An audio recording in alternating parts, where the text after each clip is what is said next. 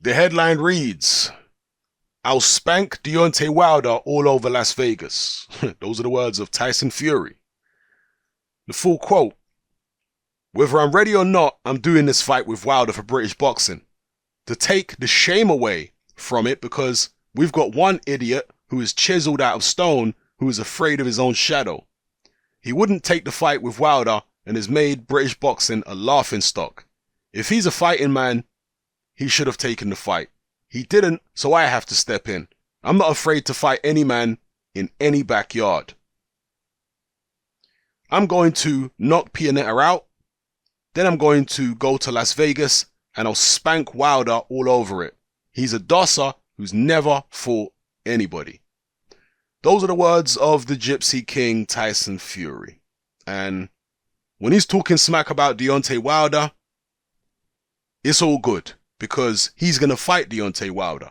As I've said many times before, the only time, well, not the only time, but generally, usually, 99.9% of the time, the only issue I have with smack talk is if a fighter is smack talking someone that he refuses to get in the ring with. And it seems as though Tyson Fury is not afraid to get in the ring with Deontay Wilder and that they potentially are going to fight at the end of the year provided Deontay Wilder gets past Pianetta. So no issue with him talking smack about Wilder. He's supposed to be confident. And same with Wilder talking smack about Fury. It's all good. However, he's still talking about Anthony Joshua, putting him in a negative light. Him and Frank Warren launching this smear campaign. And again, that would be cool if he'd be willing to fight Anthony Joshua. But Tyson Fury has come out repeatedly and said, I don't think that fight will ever happen. It's got to be 50-50 or nothing. Remember, Tyson Fury didn't sign with Eddie Hearn. Not because he don't like Eddie Hearn. No, because Eddie Hearn wanted to put him in real fights right away. He wanted to put him in with Bellew, Dillian Whyte, and then Anthony Joshua. Tyson Fury hasn't expressed over the past, year or so, he hasn't expressed that much desire to step in the ring with Anthony Joshua. He said, I'll fight Joshua on my first comeback fight with no tune-ups. Well, we know that's not true. We know that was BS. Sign with Warren so he could take on people like Safiri and Pianetta first. And then rather than taking the bigger money fight against Anthony Joshua, he's gone down the Deontay Wilder road. Less money than he'd get against Joshua for less belts. So, him smack talking Joshua, it's a bit dubious for me at the moment. If he beats Wilder then steps in the ring with Joshua after that, smack talk all you want. If you sign that fight after beating Wilder, I'm sure that I'll enjoy the smack talk because Joshua really can't smack talk. Joshua is not gifted verbally. He's a smart man. He's a good fighter. But he don't have the gift of the gab. I think we can all agree on that. When it comes to Anthony Joshua, he's very media trained. And even the stuff that is not media trained, when he relaxes a little bit in some interviews, like with Kugan Cassius, it's still fairly mundane stuff. Tyson Fury is where the charisma is at. So I'll be interested, just from an entertainment standpoint, I'll be interested to see how the pre-fight press conferences and whatnot between Tyson Fury and Anthony Joshua would go. Because Tyson Fury would be goading him and smack talking him and saying all kinds of stuff. And how would Joshua respond? Would he get under his skin? Would he just remain disciplined and silent and not take the bait? I don't know. That fight may or may not happen. We'll have to see how things pan out. But for now, we've got Tyson Fury versus Pianetta on the weekend. And potentially Tyson Fury versus Deontay Wilder at the back end of this year. And let's see if Tyson Fury can do what he claims he's going to do, which is spank Wilder all over the ring. And how do you think Tyson Fury would approach the Wilder fight from a tactical point of view? Is he going to try and have a fight with Wilder? Is he going to move around the ring and try and box him at the end of a jab, the stick and move stuff? I suspect the latter.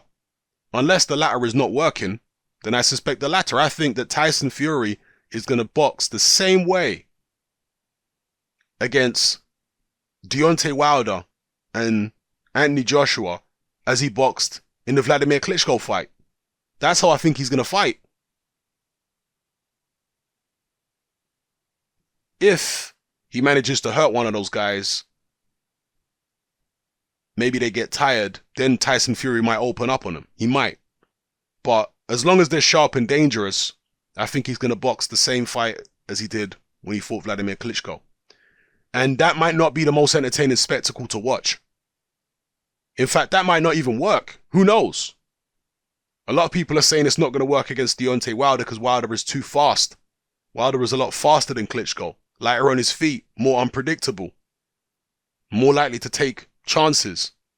Now, I'm not convinced that he's more likely to take chances, to be honest, because Deontay Wilder, whenever he's fought a big tall guy, he's very low volume. Like when he fought Kelvin Price early on in his career, he hardly threw any punches. He did land that big right hand though.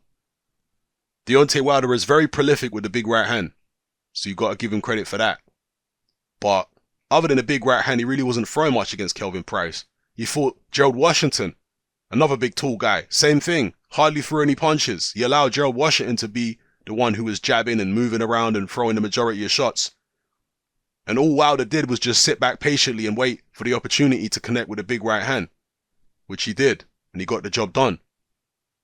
Against Tyson Fury, who would be the tallest, slickest fighter that he's ever been in the ring with the longest arms, is Deontay Wilder all of a sudden going to start letting his hands go from the opening bell against a big, tall, slick guy? I don't think so. I think Deontay Wilder versus Fury potentially could be a bit boring for the first few rounds. I mean, it might be intriguing, but what I'm saying is it might be lacking in action for the first few rounds, unless Tyson Fury is really not in any kind of condition. Unless he's really lacking in reflexes and stuff like that, in which case Deontay Wilder might find his mark sooner rather than later, and that could turn it into an exciting fight. But if it's Tyson Fury as sharp as he was against Klitschko, it could be a low volume fight with, Fury doing his thing on the outside, Wilder not really throwing anything. The crowd maybe booing. Remember the Luis Ortiz fight? When the crowd started booing Deontay Wilder because for the first few rounds nothing was going on? I think some people forget that. Don't get it twisted, it was a good fight in the end. And I do think that a lot of the American fans are impatient, but they were booing, They were booing in that fight until Deontay Wilder broke through with a big shot. So, anyway, let me know how you feel about everything I've discussed in this particular video. It's happening, I'm out.